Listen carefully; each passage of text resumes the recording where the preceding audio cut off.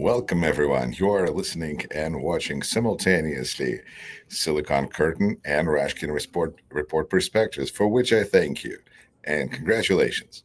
Press like, subscribe. Rashkin Report Perspectives is me, Yuri Rashkin, and Silicon Curtain is Jonathan Fink. Jonathan, how's it going, man? It's good. It's good. Can you hear me there? My browser seems to have frozen. Am I coming through? You're coming through loud and clear. Everything is Well, clear, that's but of good. course, That's a relief. write in comments in the chat. Let us know what is the quality of video. Hey, if nothing else, it wakes up the algorithm. Thanks to you, Jonathan, you're putting out such quality content because you're traveling, you're going to Ukraine. I'm having all these remarkable experiences in front of a computer with views and audiences that are just like blowing up right now. I think I decided to do what I can to follow Jason Smart. I mean, that's not the worst way to go. And but you are traveling and you are back now. Congratulations. I'm glad you're back safe. And because last time when we spoke, you were in Kiev and Kiev. And I think that's pretty awesome that right. We'll keep working at it. I will too. I'm not used to it. I thought it was Kiev, but it's definitely not. So you're missing out on, when we talk about pounds, it's, I'm used to like weight, but you're used to, but you understand pounds is like money, dollars, I mean, currency. And you're investing into the story. And, so hit like, subscribe to Jonathan right now and support him if you can, however you can. It's the right thing to do. Jonathan, why the hell are you doing all of this? Well, there's multiple reasons. I mean, one that I think certainly you'll appreciate perspective is the making up for the bad choices in my life. I mean, one is I chose to learn Russian and not Ukrainian. Actually, it's a good choice because I think it's good to understand what's going on, and I think it'd be rather anxious without that. It's useful. The other bad choice, of course, is choosing to do marketing as a professional career, and as I explain to people at parties, sending people shit they don't need for money they don't have. So I'm now tackling, I would say, the lies, making up for that. It's a Dr. Jekyll and Mr. Hyde kind of thing. I'm making up for the alter ego that's done tremendous evil in the world through Were you successful at that? Yeah, I sell quite a lot of shampoo and stuff, for evil companies, especially ones that carried on working in Moscow until pretty much last year. I mean, many of these large corporations have, they call it greenwashing and pink washing and all the different things where they associate themselves with certain values, values that they don't uphold and support. And one of the companies I did projects for was certainly in that kind of thing. But no, that's the sort of slightly facetious answer. I mean, one of the answers, of course, is that I've had a sense that something like this was going to happen, and people may say, "Yeah, whatever." Everyone says that. That's easy with 2020 vision. But in 1992, I sat with quite a lot of beer and, dare I say it, some other illicit stuff on top of one of the cooling towers of Moscow State University shortly after the wall had come down and Russia had demonstrably lost the Cold War, or the Soviet Union had, and it had just devolved into, I'd say, being Russia as opposed to the Soviet Union, because Gorbachev had been deposed the year before, and the year after I was there, Yeltsin was, let's say, shelling the White House, the Bielый Dom in the center of Moscow. I actually knew someone who was a professor, or he went on to be a professor at the university, and he was actually calling me while they were shooting the White House, and his apartment overlooked the park near the embankment there where it was happening. So I had a running commentary of people being shot in the streets, So you're right there, front row seat of history. But while I was sitting in my inebriated state on top of Moscow State University, I played over some of the conversations I've had with taxi drivers and with teachers and various people, and it occurred to me that they don't know they've lost. They know that they've lost an empire, and that rankles. They know that they've lost status and a certain standard of living, but there's no collective sense of actually losing a war. And in the phrase that's now become infamous, "Można powtórzyć," we can do it again. And I've always had that sense, which has then started building to a crescendo after 2012. actually 2008, of course, and the invasion of Georgia. And we've had more and more evidence that this is the case. It's not just Putin. It's a sort of collective sense that we can repeat and we will repeat and we must repeat this sort of outward aggression. Jonathan, I feel like I have a Russian type of question for you, but I want to, before I ask that, I want to make sure that your sound is, picture is great, but I feel like there's slight crackling in the sound. There's a slight crackling, so I'm closing various tabs. I think that's maybe slowness of the processor, and that'll cure it. It's done it before. I probably need a higher powered laptop. So then here's my Russian question. When I speak to Russian speaking journalists, there's this always, oh, Obama, everything was kind of okay until Obama, because according to Ukrainians, he is the one who really dropped the ball. That's when Crimea went down. That's when a lot of things happened. And then who was after Obama? Well, Trump. So that's pretty clear now, especially. And in the middle, there was a Biden who didn't do enough. And Russians like to have this, ask this question of each other, which baffles me because it seems really stupid, is when did we lose Russia? And I go, you never had it. There was nothing to lose. The only thing you can do in Russia is leave. But there are these points, benchmarks, where they feel like, did we lose it in this year or at this protest or at that? And it feels like maybe if 1993 perhaps was the real time where that shelling of the parliament that you were there for and basically witnessing, that was the time that I think really consensus is that there was like democracy for a couple of years and then it died again. But what do you think about American policy from where you're sitting? Because you're not experiencing it from a Ukrainian point of view. You're not quite there, but at the same time, we're now seeing that the United States maybe is this apex of failure of foreign policy that, in my opinion, we can easily trace it back to Bush, who saw soul in Putin's eyes and then gave Russia its best 10 years because of the wars that we got engaged in and the priorities that were under that Republican administration that didn't, make Russia reevaluate its priorities. If anything, that's what the Munich speech came up, 2007, right? So, or maybe it was really Clinton, because Clinton is the one who didn't pay attention when Soviet Union fell apart and then 1993 happened and all of those things. How do you view an American policy? Or is this just a one grand scheme of failure, one after another, of various degrees and levels? Well, I think we have to be clear that ultimately Russia lost itself by not finding a post-imperial identity. Let's be absolutely clear here, because it's the tendency is to always push outwards. And no, she's not a great example, but Yulia Latinina. But if you listen to many of the so-called opposition, they will try to find causation that is external to Russia for why this whole process has failed. Ultimately, Ukrainians don't tend to do that. They tend to examine their internal issues and problems and discuss them, sometimes, in very visceral and boisterous ways. They may look to Russia to some of their problems, but essentially they don't point the finger at Russia for ruining everything. It's like Russia's always going to try to destabilize you. It's our fault for, by internet and allowing that to happen and not pushing. Key thing in the different conversations that I've had, Ukrainians will say it was our fault.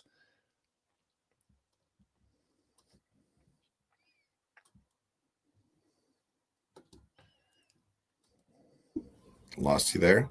You're Jonathan. Oh, we're back again. Yes. Dropped out a little bit there. Yes, the crackling does slightly continue. It's I've shut everything down, so hopefully it will go away momentarily. It's this looking for external problems or internal problems. Ukrainians will often frame it as this is our fault for not pushing back on Russian propaganda. This is our fault for not reforming our media, for not tackling oligarchy, etc. Whereas Russians will tend to look to external causes often in these conversations. Well, it's because the West didn't do this, because somebody did that. I think it's a feature of people who have not had agency, have no sense of their agency, and have never had the opportunity to express that agency. And their relationship with the state is very much one of resources are controlled by the state. And if you show conformity to that state, you'll be able to get your foot on that vertical of resources. And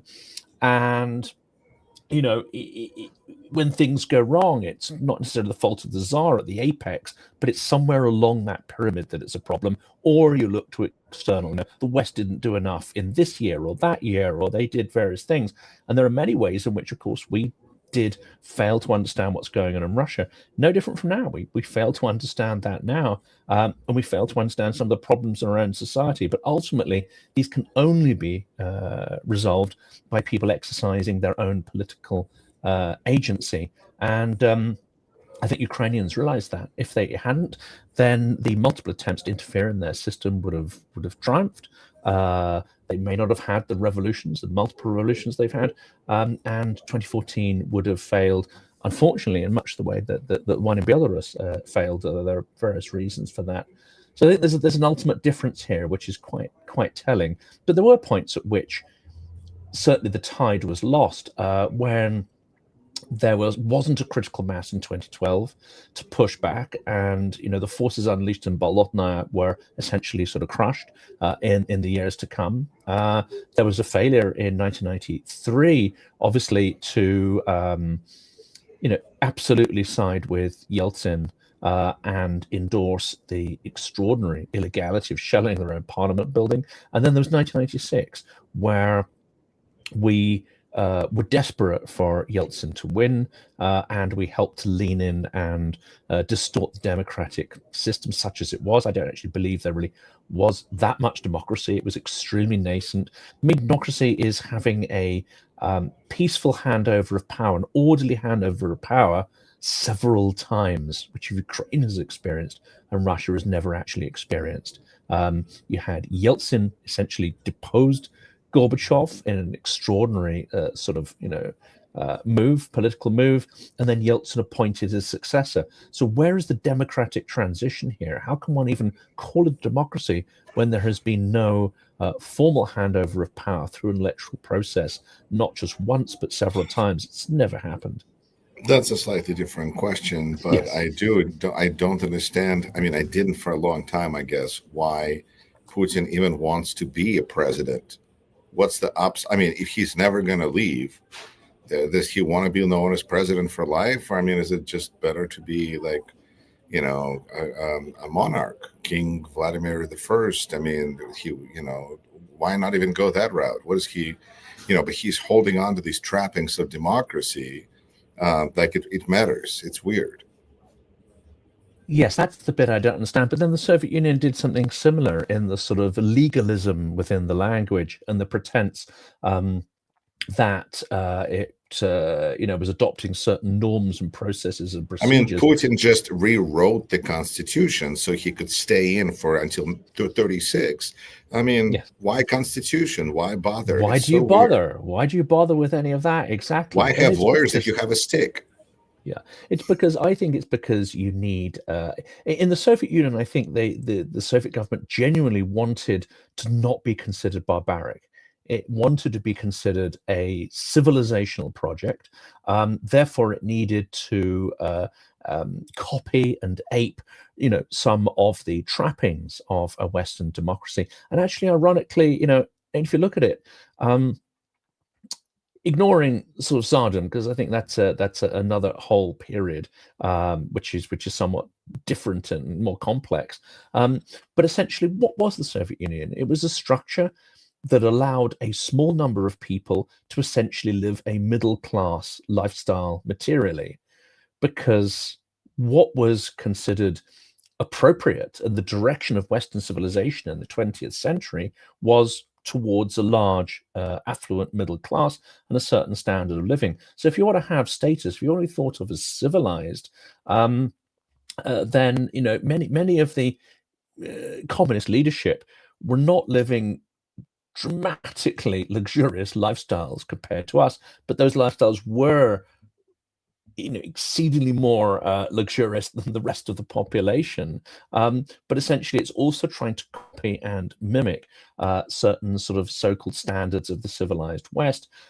What's fashionable now, of course, or what we get on social media and in the media, of course, is extreme wealth. Let's say the billionaire class are often pictured or held up to be, the marker of our civilization now and having made it. I know people will be screaming here, that's not what I think, etc. But I think, Russia is partly, trying to copy that, so that again a very small number of people can live an extremely privileged status to say, we're no better than you, we're no worse than you. It's almost a sort of like, you think you're superior to us, but we have a civilizational project and we've got billionaires, we're no worse than you. But they also had czars for a long time, but then they killed the last one. So is this like a bad omen to be a czar again in Russia?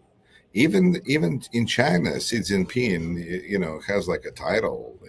It's the titles matter. Legalisms, I guess, matter. Maybe this is like just a framework on which any power relies, and so be it.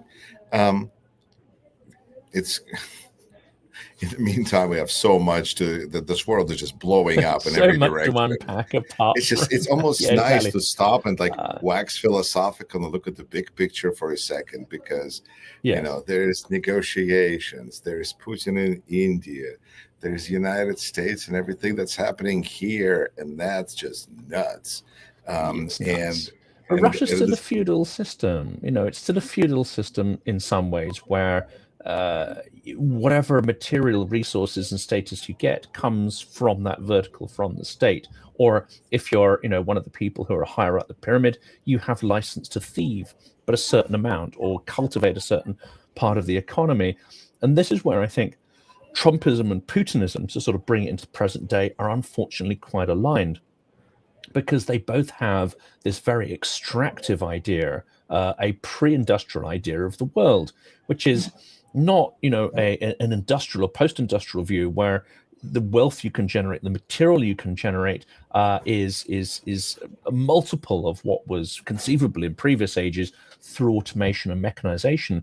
Therefore, the main problem of society is how you distribute resources. Creating resources is no longer such a problem as it was in previous ages. Whereas Russia and indeed Trump's mentality are still built on a pre-industrial scarcity model, which is you got to fight for those resources. And if you don't fight for them, you're probably going to sort of starve or end up being humiliated at the bottom of the pyramid. There's a certain alignment, I'd say, in this very narrow, a very punitive and extractive view of the world. In this very transactional and extractive world, I'm noticing a paradox that perhaps you or our listeners can help me clear up.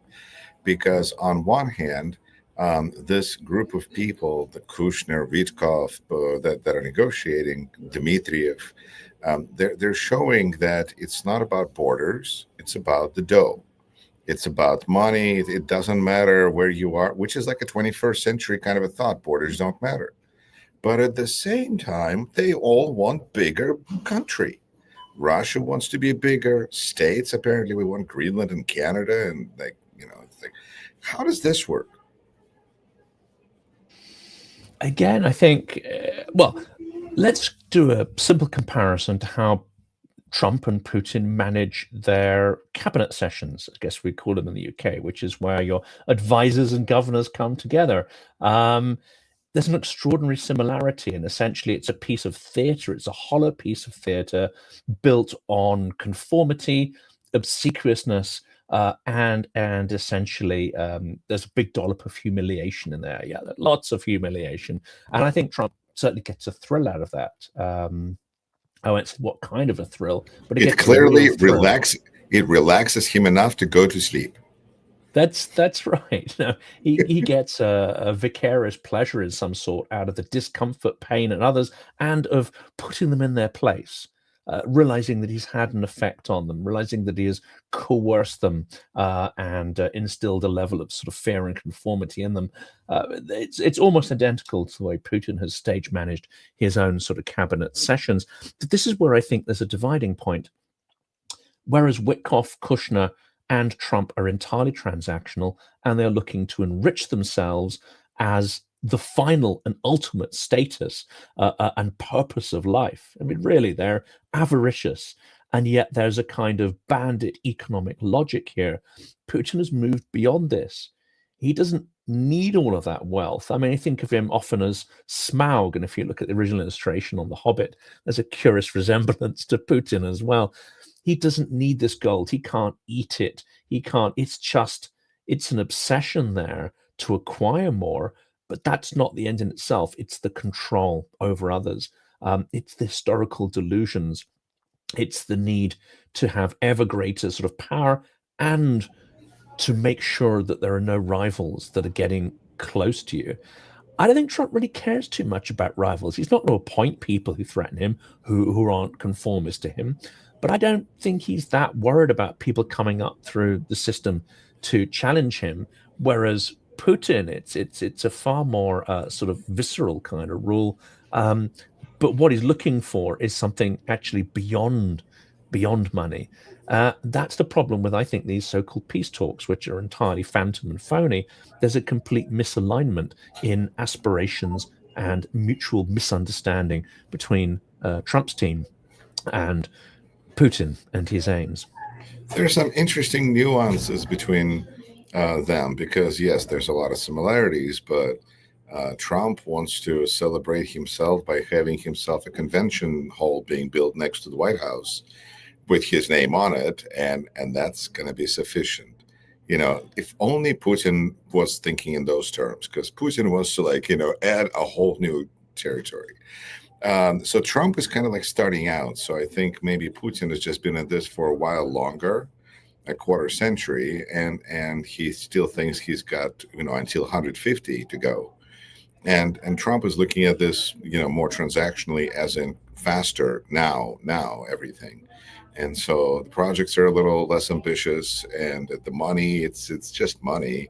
I mean, he's selling pardons. It's incredible, because I was having this conversation in Russian with the saying like that there's Ukraine is asking for guarantees, and guarantees are nice, but we all would like to have guarantees against Donald Trump. Is there a guarantee that we can all purchase? Apparently there is. Is it a bribe? If you can bribe him, then you can have a pardon. So, I mean, it's a very transactional, at its most transactionalist relationships, but he still wants Canada. He still wants Greenland, but just maybe that's like tomorrow. But today we'll just sell some pardons. Well, that's it, or particular gold baubles that money can't buy. I mean, if you count the Nobel Prize as a particularly fine gold bauble, he should really just take over Norway. If he wants that peace prize, it's going to be easiest if he occupies Norway. He's going after the wrong country. I mean, Denmark can't give him a Nobel Peace Prize. It's the one next door, as it were. By a curious irony, I did debate yesterday one of the Kremlin's key assets in European academia, who happens to be Norway based. How did it go? Well, the irony is this character has blocked me on every single social platform, but I got to debate him face to face, and he's unlike some of the sort of complete clowns like Tucker Carlson, who I'm pretty sure I could dismember if given the chance. This guy is unfortunately quite smart and eloquent, but he did come out with the usual tropes. Russia cannot be beaten. 2014 was a CIA-backed coup. What about the sort of Newland, McCain conniving to dictate who's in the Ukrainian government, and NATO expansion? It was all the kind of classic tropes. And I argued, I would say fairly politely, until he said, and of course, Russia goes out of its way not to target civilians. At that point, I fairly well lost it and started shouting at him. But there we go. Will the video be available? Apparently, it's going to be on X. I don't know if they'll edit out my rant, but let's see. Or maybe they'll start with it. Yeah, no, I said quite clearly, this is wrong. I have seen numerous sites of absolute civilian slaughter. I've seen a maternity hospital on the route from Bush into Kiev, a clinic with a tank round in the side. And there were actually people, no one died apparently, fortunately, but there were pregnant women in that clinic at the time when a tank round was punched in the side of the building. I mean, this is a lie that is so monstrous and so ludicrous. But actually, here's the other commonality. And unfortunately, this is one where the media seem to be sucked into this over and over again, is to take Trump at his word, either literally be outraged by it or take his, other pronouncements as being true and intent of policy. He deploys lies in the way Putin does. It's weaponized, grade lies. Everything is extraordinary lies, and it is a tool of their power and influence. Well, and there's a way to deploy this, and it's interesting how we all have certain red no cross lines in our minds, and with Russians and Ukrainians, the line often goes through Crimea. Who's Crimea? Okay, I know which side you're on. And with what you mentioned, it's very, because I'm thinking to watching an interview that Dmitriev gave to CNN, and it felt like, not just because I am kind of biased, but everybody, including the anchors who are trying to be as professional as they could be, when it gets to Russia does not specifically target civilians, where it's like, no, come on, this is not happening. But when you look at the lying factor of lying, they look at information and words as a tool. And the last thing Putin is going to do is tell the truth, because he's been professionally trained not to do that. And he is decent enough at that. So, I mean, he might make up cities on the map where he describes what happened where, rename things, make up military operations.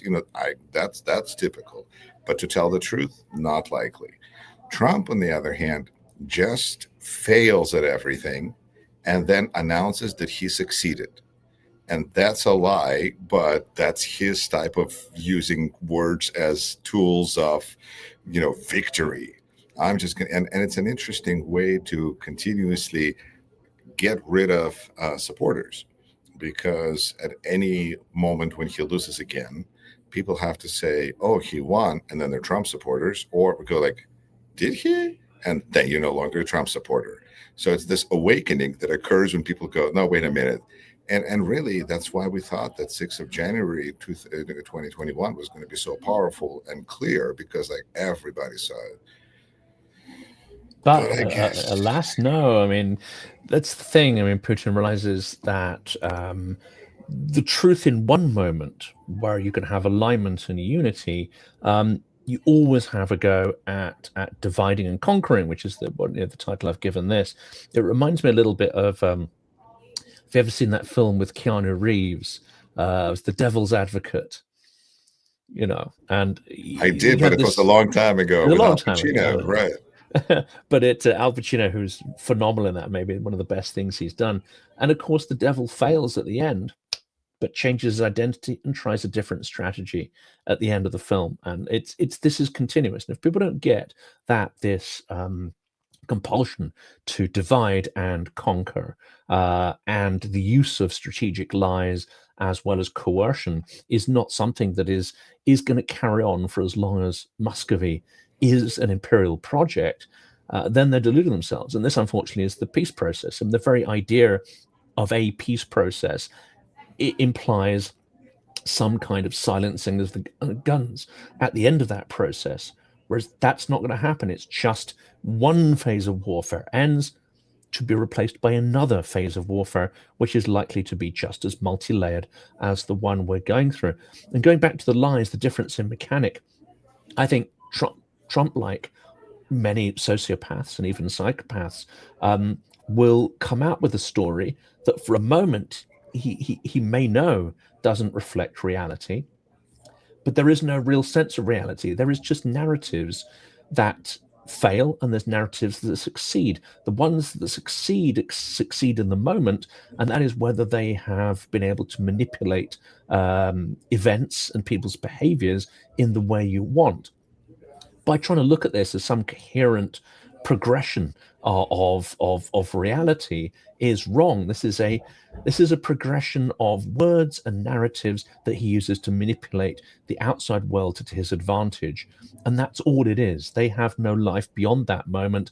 The minute they stop being effective, they're discarded and placed by another experiment in word salad. The problem is that we have the same approach with this administration to everything, to laws, to peace deals, to anything. Right now, there's a big controversy blowing up in Russian language space because Yuri recorded a video which got lots of views, but I started getting questions about it. The CAATSA law, which basically forbids United States from messing with territorial integrity of Ukraine.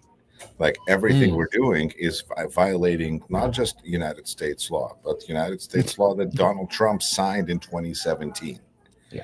And this is, if you need another reminder of what Donald Trump thinks about laws and how he follows them and deals that he makes, it's a very transactional at the moment kind of a thing, because I think the key here is consequences.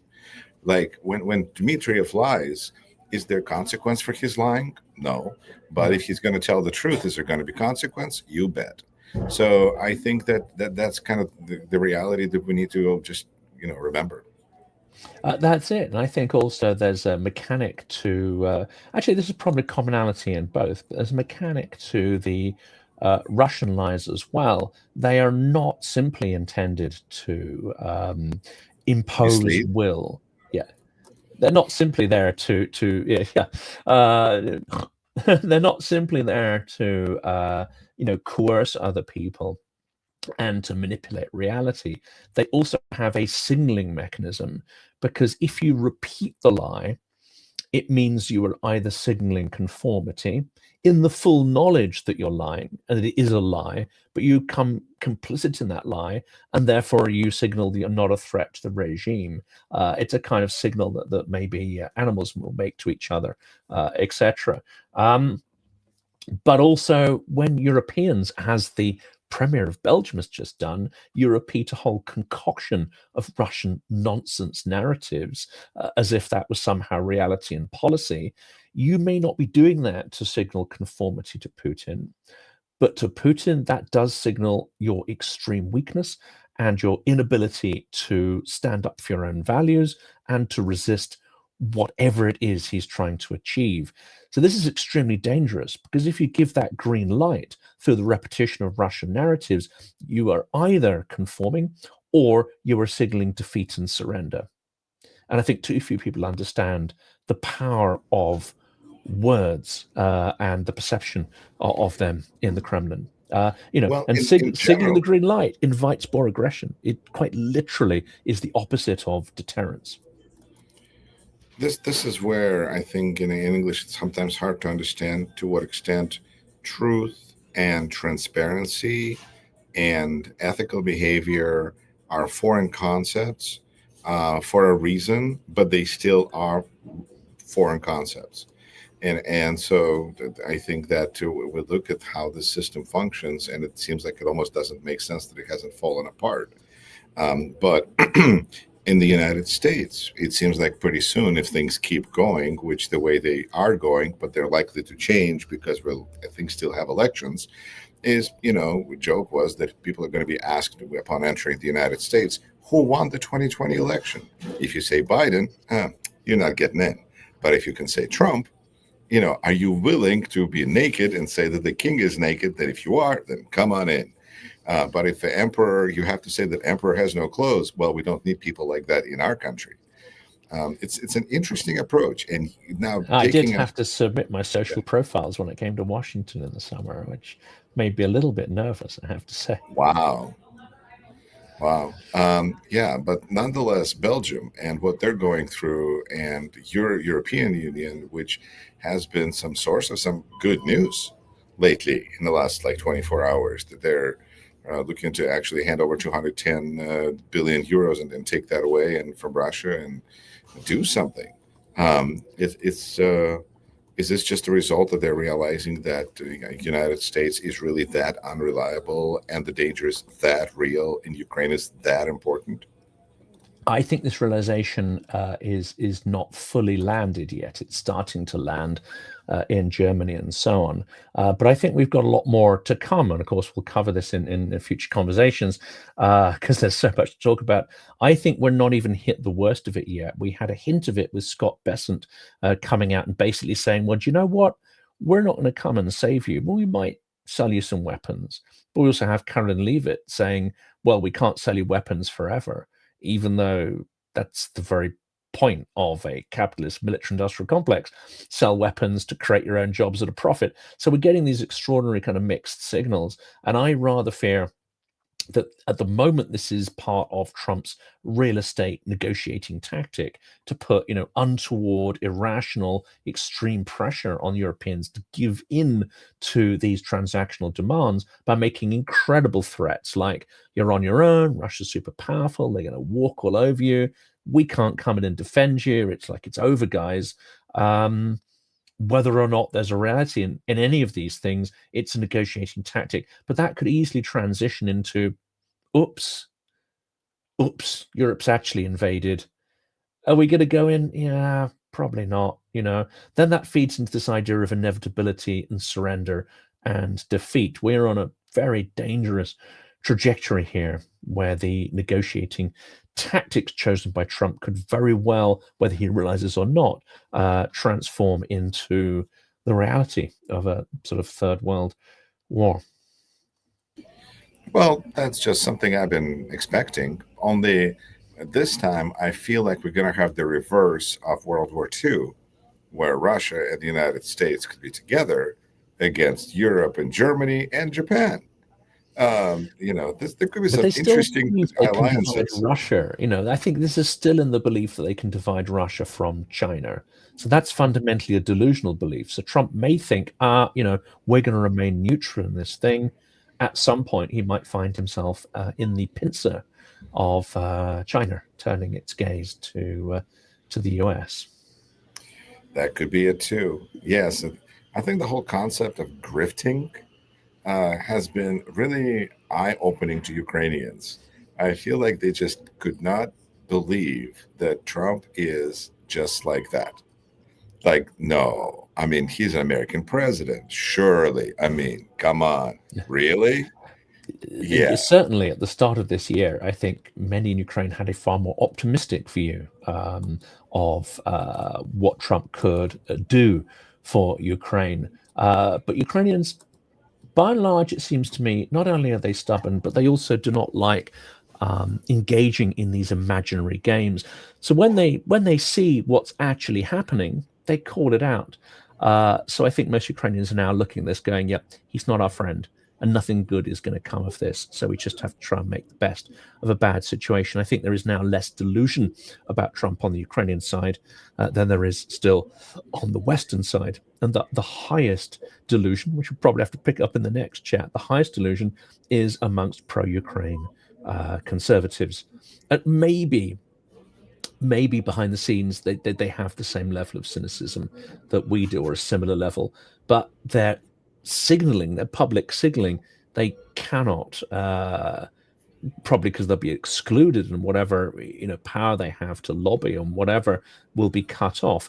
They have to partly signal some conformity to the orange monster in order to carry on. And maybe they don't want to believe that their country and even their tribe, their conservative tribe, is lost, and they're delaying that point where they have to actually turn in to fight it. But I think we are far more delusional and divided than Ukrainians are, because they're faced with the existential struggle for existence. So they have no time for this kind of BS and these word games. And that's we can wrap it up at that Yeah. at this point. But I just want to throw in there that for those that are curious how Ukraine is doing, obviously check in with Silicon Curtain and Rashkin Report Perspectives.